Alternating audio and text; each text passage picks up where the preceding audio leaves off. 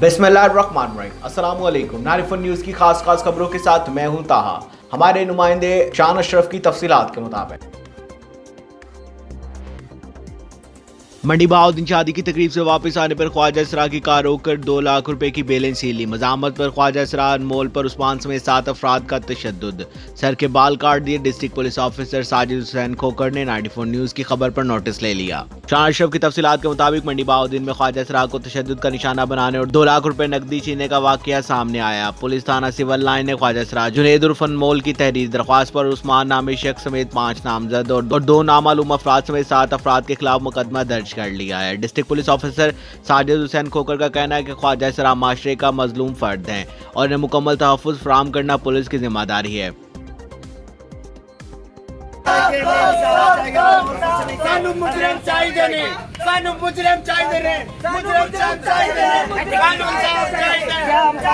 दूसरी जानिब ख्वाजा इसरार मोल ने थाना सिविल लाइन के बाहर एहतजाजी मुजाहरा किया। इस मौका पर उनका कहना था कि वो शादी का प्रोग्राम करके वापस आ रहे थे और उनकी कार को उस्मान नामी शख्स ने अपने 6 साथियों समेत रोक कर इन्हें मुबैना तौर पर तशद्दुद का निशाना बनाया और इनके सर के बाल भी काट दिए।